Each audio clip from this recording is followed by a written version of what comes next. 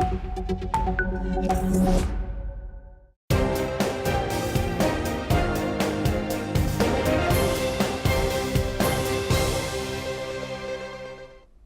and welcome viewers, I am Pia and you're watching NewsX Eurozone, and with that, let's take a look at the top headlines this hour. Ukrainian President Volodymyr Zelensky has stated that more than 450 drones and 45 missiles were launched on Ukraine, calling the strikes an attempt to hurt ordinary people before winter comes. Ukrainian emergency officials have stated that 2 people have been killed while 11 others, including 2 children, have been injured in Russian airstrikes on Ukraine's Dnipropetrovsk province. Now, residents were in fact evacuated after a building was damaged. US President Donald Trump has exempted Hungary from Russian oil and gas sanctions for 1 year, citing its unique energy dependence on Russia. The move is a major win for Hungarian Prime Minister Viktor Orbán amid tensions with the European Union. The Kremlin has dismissed reports that Russian Foreign Minister Sergei Lavrov has fallen out of favor with President Vladimir Putin, stating that Lavrov remains in his post despite speculation following the cancelled Trump-Putin summit. Taiwanese Vice President Xiaobi Kim visits Belgium and addresses European lawmakers in a rare move, defying Beijing's warnings. Several European nations, including France and Poland, have welcomed the Taiwanese officials despite China's objections. Denmark has announced a landmark decision to ban the use of social media for children under the age of 15 years. The government says that the move aims to protect youth and their mental health as well as reduce screen addiction among children. The European Union has condemned Israeli strikes in southern Lebanon, asking Israel to maintain and respect its ceasefire with the country.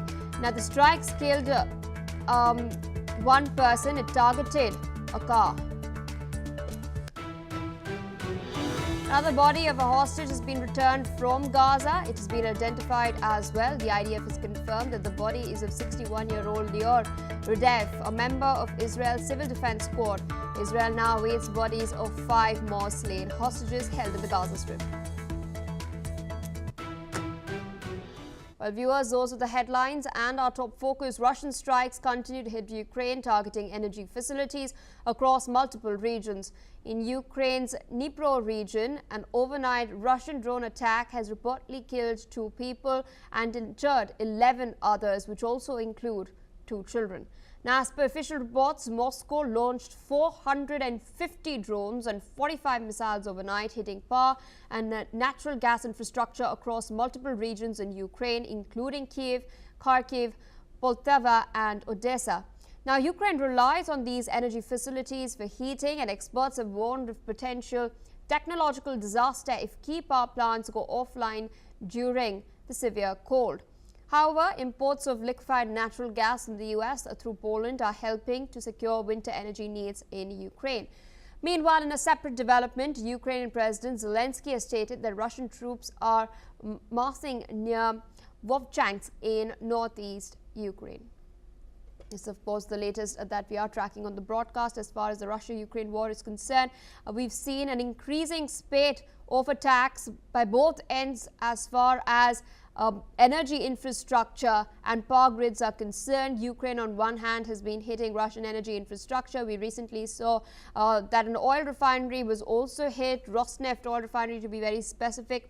An oil tanker was struck. On the other hand, Russia has been targeting Ukrainian power grids, which has resulted in power outages for hundreds of thousands, especially in the capital Kiev as well. Amidst all of this, fresh strikes have been reported. We're now learning that 2 people have lost their lives. 11 others, including 2 children, have also been injured in Ukraine's Dnipro region. As per official reports, Moscow launched 450 drones and 45 missiles, hitting power and natural gas infrastructure across multiple regions in Ukraine, including Kiev, Kharkiv, Poltava and Odessa. Meanwhile, on the ground, there have been reports, claims coming in from the Kremlin, that Pokrovsk has been encircled by Russian troops. Ukraine has, of course, denied this, but if it were the case, it would be a very crucial city since it's a logistics hub for the Ukrainians and would then pave the way for Russians to advance further north. But despite what's happening on the front lines, we do know that aerial attacks are still continuing at the moment. We're now learning that 2 people have been killed, 11 injured in Dnipro in Ukraine due to an overnight Russian drone attack. As per official reports, as I mentioned earlier, Moscow launched 450 drones and 45 missiles, hitting power and natural gas infrastructure across multiple regions in Ukraine. Now, why this is crucial is because Ukraine, for obvious reasons, relies on these energy facilities for heating. We do know that winter is just around the corner, severe cold is just around the corner, and could result in a disaster if key power plants go offline. Meanwhile, we're tracking further updates. We're now learning that amid rapidly escalating rumors of a rift between Russian President Vladimir Putin and Russia's Foreign Minister Sergei Lavrov, the Kremlin has come out and dismissed any sort of speculation that the Russian Foreign Minister has fallen out of favor with Putin. This comes after efforts to organize a summit between the Russian President and US President Donald Trump, which were put on ice last month. For 2 weeks in a row, the Foreign Ministry has also not disclosed Lavrov's travel plans and speaking engagements for the following week. President Putin has also picked someone else to attend the upcoming G20 summit in Johannesburg later this month, a role that Lavrov has filled in the past. Now, all these developments have fueled a lot of speculation that Lavrov, who has served as foreign minister for more than 2 decades, may have fallen from Putin's good graces due to the collapse of plans for the summit in Budapest.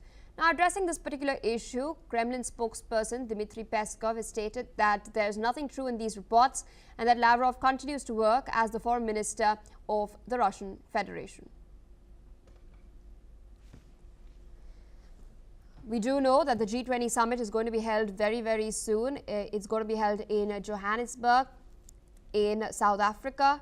In the meantime, it was being stated that Putin would be represented by Sergei Lavrov once again, as he has been doing so, but that is not the case this time. There are rumors that are now in fact escalating, and it seems that the Kremlin has come out and put in a statement with regards to this, dismissing any sort of speculation that Sergei Lavrov, Russian foreign minister for more than 2 decades, has in fact fallen out with Vladimir Putin. Kremlin has squashed all of these rumors. He is still working, is what the Kremlin has had to say. We do know that the delegation, the Russian delegation at G20 will be led by Maxim Oreshkin, the Deputy Chief of Staff of the Presidential Office. The 43-year-old will lead the Russian delegation in Johannesburg from the 20th of November to the 24th. This is what the Kremlin had in fact informed back on Tuesday. Putin, of course, has not been attending these summits in person. In his place, Sergei Lavrov, who is his foreign minister, has previously led the Russian delegation numerous times. But this time around, it seems that he's also going to be skipping the summit and, of course, will be represented by one of his deputies as well. Interestingly, Maxim Oreshkin was the former economy minister. He also serves as Putin's special envoy for economic cooperation within the BRICS group itself, which includes founding members of Brazil, Russia, India, China and South Africa, along with other countries as well. What does this signal? Of course, remains to be seen.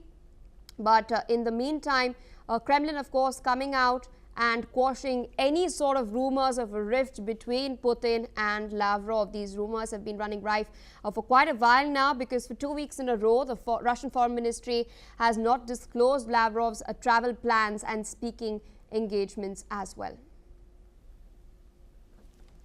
With us on the broadcast is Dr. Gilles Jacquet-Emmanuel, International Relations Professor, joining us from Geneva. Thank you so much for taking our time and speaking to us on NewsX World.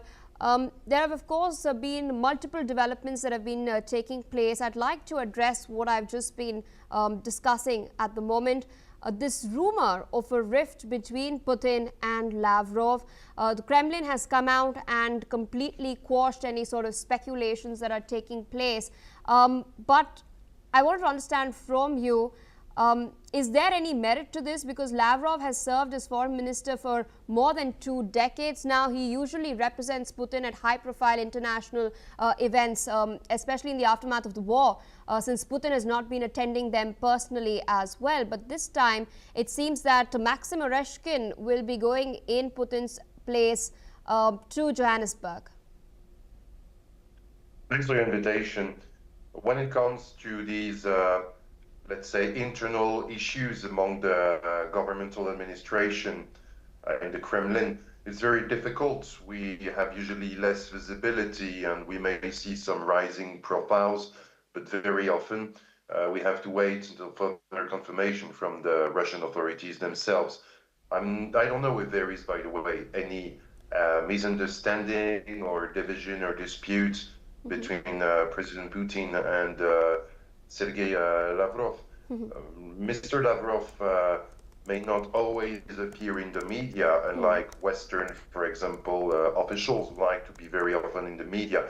The Russians, they communicate less, and very often they communicate when they have tangible elements. Now as well, it's true that Mr. Lavrov is old. He's a long-serving as well official and diplomat with extensive career and skills, but he's growing older, and maybe Oreshkin could be viewed as a successor, but once again, I think we are in speculations, and this type of speculations as well is often, let's say, fueled by Western governments who want to try to show some weakness or possible rifts within the Kremlin. All right, so requesting you to stay on with us as we track further developments. Viewers, we're now learning that US President Donald Trump has stated that European Union leaders should show more respect to Hungary's right-wing Prime Minister Viktor Orban, who has thumbed his nose at them over migration. Trump, who has carried out a sweeping crackdown on immigration at home, again alleged a link between migrants and crime, stating that Orban has been right on immigration and that some countries are unrecognizable because of their lax policies. He's of course taking a dig at certain Western European nations. Orban meanwhile has defended his opposition to migration and has lashed out at financial penalties imposed by the European Union on Hungary for defying the bloc. Listen in to what both leaders had to say. I think they should respect Hungary and respect this leader very, very strongly, because he's been right on immigration. Look what's happened to Europe with the immigration. They have people flooding Europe all over the place, and it's hurting it. It's the crime rates are way up. A lot of bad things are happening. His crime rates are very low. They're the same as they always were, which is very little crime, because he's kept it the way it should be. We are under sanctions, financial sanctions of European Union, because we don't let the illegal migrations to come to Hungary and to the European Union as well. So we have to pay, just to inform you, we have to pay every day 1 million euro as a punishment to the Brazilian budget, because we stopped the migrants. This is the absurd world we are living now in Europe. All right, there, of course, viewers, we've heard what both Donald Trump and Viktor Orban have had to say. With us on the broadcast is Professor Gilles Emmanuel Jacquet. What's interesting is that this is not the only point over which Budapest has had a falling out with Brussels. Yes, its opposition to migration at large has been a point of contention, but also its stance as far as Ukraine is concerned. The fact that it's blocked multiple bids by the EU to ensure funding, that's also something that has really ruffled feathers in Brussels. What sort of a signal is now Donald Trump trying to give the EU with his remarks and his decision to in fact provide relief to Hungary as far as its energy imports from Russia are concerned, and what sort of weight does it really carry? We know there is as well a long-standing, let's say, feud on one side between Washington and Brussels, and on the other side as well between Budapest and Brussels. The political agenda somehow Orban and Trump are somehow close because each of them want to defend the sovereignty of their country, even though it means sometimes going against, let's say, not just political correctness, but as well with existing agreements or frameworks or existing practice. We have as well here an opportunity for the President Trump to make some pressure on Brussels or show from his perspective the weaknesses or the shortcomings of EU policies. We know that Ursula von der Leyen and the European Commission is not highly praised in Washington. They are rather not taken seriously or even respected by President Trump. So for President Trump, it's a way as well to increase this gap between Brussels and Hungary and to support a country whose policies are viewed as similar policies. Though, when it comes to energy issues, we will see as well how this US-Hungarian relationship will work, because Hungary as well still relying on supplies of Russian gas. So we will see how it will be considered by the US administration. Indeed, and I wanted to understand from you, in your perspective, how are we likely to see the European Union respond to this? Well, there may be other pressure from Brussels on Mr. Orban. There may be as well other legal cases, for example, against Hungary from the different European institutions or their courts for the lack of respect, let's say, of existing EU regulations or policies. So you could have fines as well. There could be somehow some increased pressure, diplomatic pressure from Brussels and maybe as well from other countries. But once again, it's not gonna, I guess, change much things, because we have a trend now as well in Central Europe, in the past in Poland, or even more recently we know in Hungary, Slovakia, and now the Czech Republic. We have new governments, or not necessarily new, because some of them, like in Poland, they keep on coming in power from time to time, but they express different views, clashing views compared to the agenda set in Brussels. And this number of countries opting for the defense of their sovereignty is growing in Europe. And they may find some support somehow from the Trump administration. Indeed, sir. Requesting you to stay on with us as we track further updates. We're now learning that the European Union has condemned Israel's latest airstrikes in southern Lebanon, urging both sides to respect the ceasefire agreed upon a year ago. The EU's Foreign Affairs spokesperson Anwar El-Anouni has stated that Israel must stop actions violating UN Resolution 1701 and the 2024 truce. He's warned that continued strikes threaten to unravel months of progress. Israel, meanwhile, claims that its recent operations targeted Hezbollah's military infrastructure, accusing the Iran-backed proxy group of rearming. Meanwhile, the Lebanese army, on the other hand, has accused Israel of trying to destabilize the country and obstruct its troop deployments under the ceasefire terms.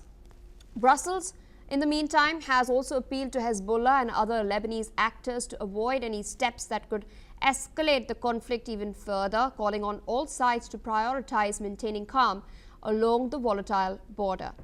Still with us on the broadcast is Dr. Gilles Emmanuel Jacquet. Interesting development. We've been tracking this for quite a while now. We've seen strikes taking place in southern Lebanon.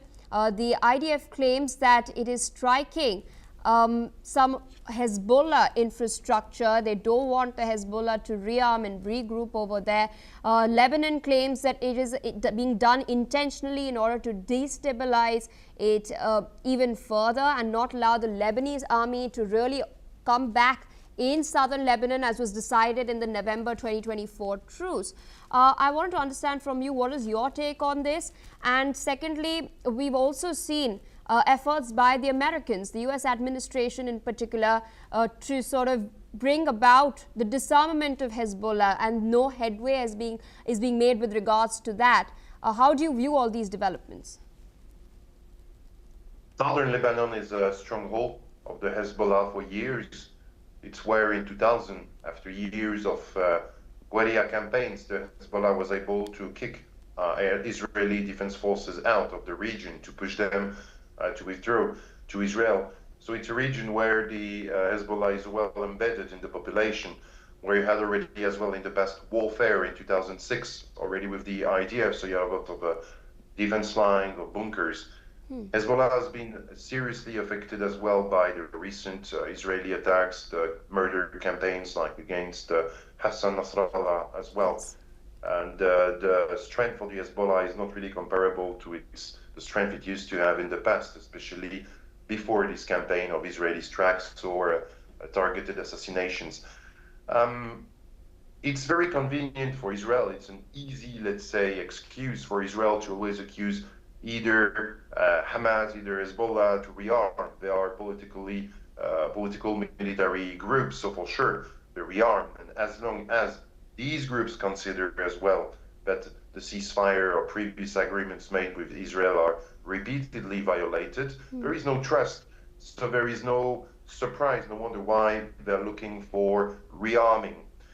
Now, the other thing as well is true that these strikes and as well the presence of the Hezbollah in southern Lebanon may prevent the Lebanese army to be deployed in the area. The Hezbollah, in fact, is not much a big obstacle to the Lebanese army, as long as the Lebanese army has, let's say, a consistent mandate with regard to the region that would not clash with the historical Hezbollah influence or presence there, because it enjoys as well a strong support in the population. We have a lot of Shia Muslims living in this area.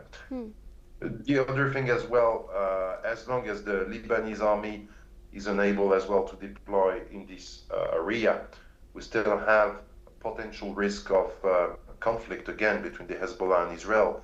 But at the same time, the Lebanese army may not have the means to protect Lebanon itself against the IDF. That's why in the past, the Hezbollah or other groups as well played this role, assumed this function.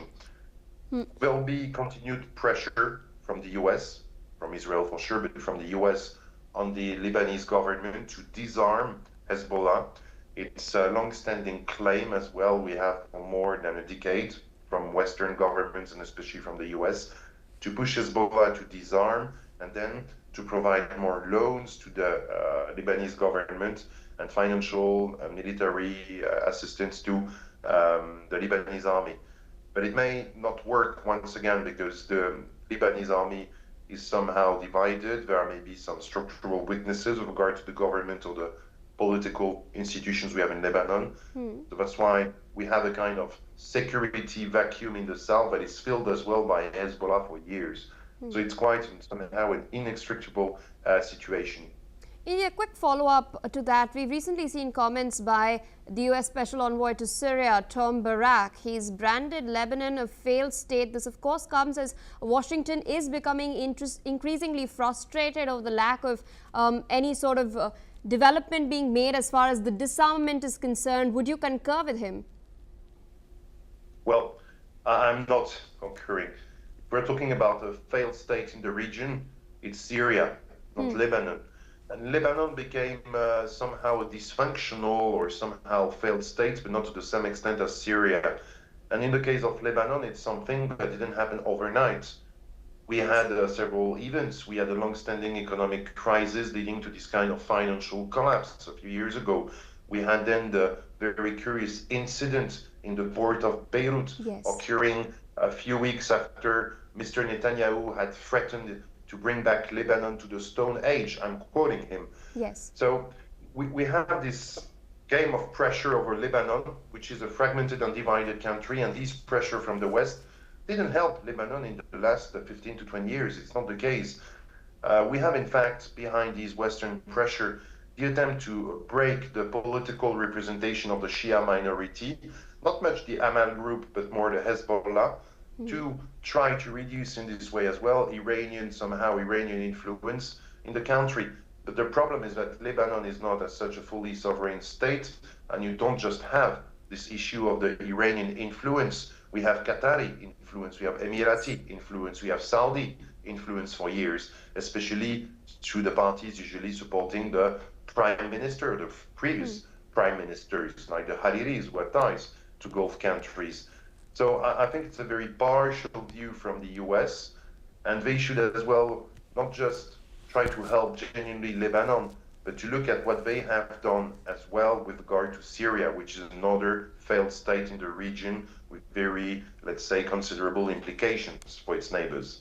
Absolutely, sir. With that, I'd like to thank you for taking out time and speaking to us. So we also have Major General A.K. Sivach, who's a geostrategic expert, joining us from New Delhi. I'd like to, in fact, carry forward what Dr. Jacque had just pointed out. He's speaking about Syria, and I'll be digressing a little bit from Lebanon over here. There's a meeting that is coming up between Donald Trump and Syrian President al-Shara on the 10th. That is in a matter of just 2 days. He's going to be, in fact, the first Syrian head of state to visit the White House in decades. In light of that, we've also seen certain sanctions being lifted by the Americans against al-Shara, who was infamously known as al-Jolani and wanted earlier itself for his ties to terror networks. In fact, that very infamous State Department tweet is still up. What are your expectations from this meeting? There's been a lot of murmurs regarding a security framework that Syria is currently working out with Israel, of course, with the involvement of the Americans. Knowing how Donald Trump operates, can we expect a major announcement to be made? It seems that, the USA is working very hard. Donald Trump is working to find out some amicable solution. See, remember that one al-Sahara has taken over the reign. He himself was earlier a militant, and the Syria is still not totally under his control. And the Golan Heights been captured by the Israel earlier, and Israel want to expand it because Israel feel it that there should be no challenge from Syria coming. But all said and done, Donald Trump calling, al-Sahara basically in White House, he just giving an indication. Because remember that Assad, the government was overthrown by these groups, and these groups were all supported by the US. So now the US want to basically give them a financial and economic aid and help, because if the Syria remains violent and Syria remains disturbed, it will have a direct impact in the complete peace of the Middle East.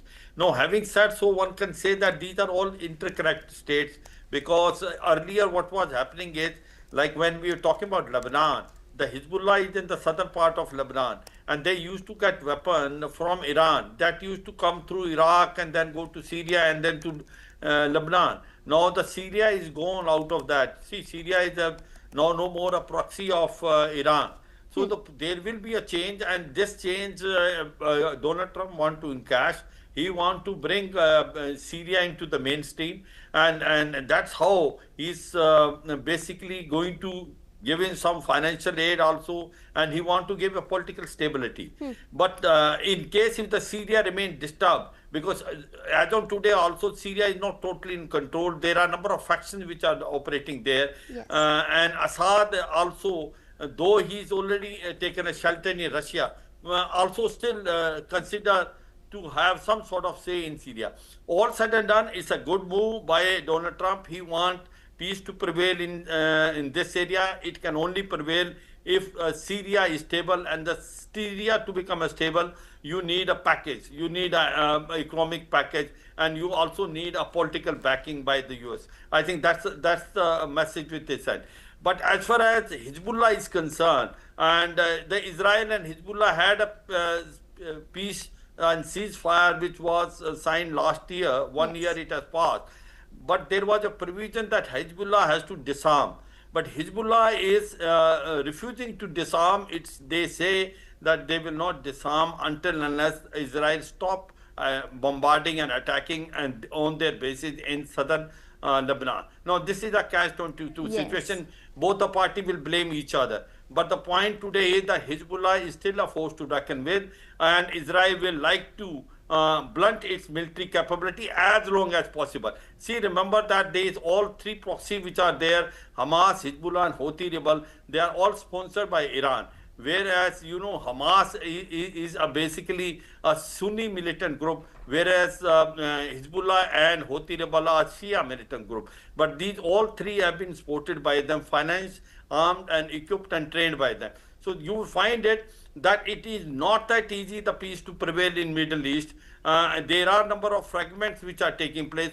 But in Hezbollah, one is very clear that Israel will not like the Hezbollah to revive again, and it will keep on, targeting Hezbollah as and when it finds the threat is emerging from the southern part of Lebanon. And same thing he is doing against Hamas in Gaza. He is not going to remain quiet. If he feel that there is a threat which is emerging, it will strike back. As far as the Houthi rebel in Yemen is concerned, since the distance is about 2,000 kilometers, and Houthi rebels are more prevalent in Red Sea, and they are the one which are basically targeting the ships which are coming through Red Sea. Now that becomes a challenge for America also and for Israel. But all said and done, the attack which has taken place on Houthi rebel in Yemen, their military power also has been reduced considerably. Iran itself is in doldrum. There are a number of economic sanctions. Its military capabilities also to some extent been affected. You will find it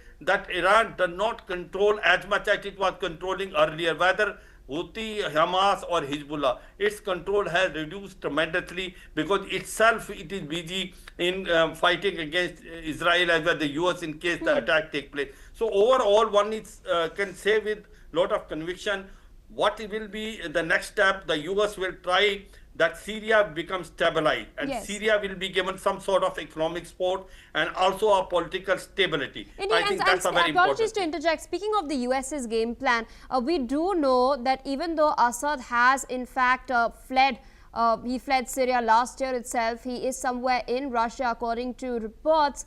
The Russian network in Syria that has been entrenched for years, it's still somehow operating on the ground. The Russians have a naval base at Tartus.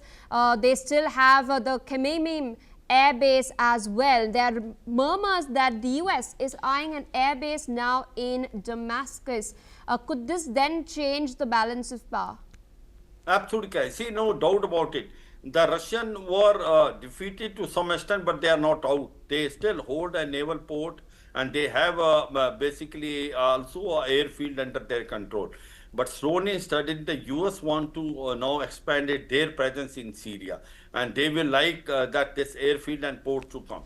Whether it will come of its own, or they will use a force, or they will compromise with Russia, that time will tell. But all said and done, the Syria is still very unstable, and there are a number of factions which are operating, and it is in the interest of the US is to bring stability, economic and politically, and to have a full control. Remember, the Syria is considered as a hub center of Middle East. In case whosoever controls Syria, he has a key to the Middle East. It is strategically so important. So I suppose that US will try its best to increase their presence there, because this Al-Sara was supported by US, and he has the one which was a main instrument which fought against Assad regime, and Assad obviously is now in Russia being supported by them.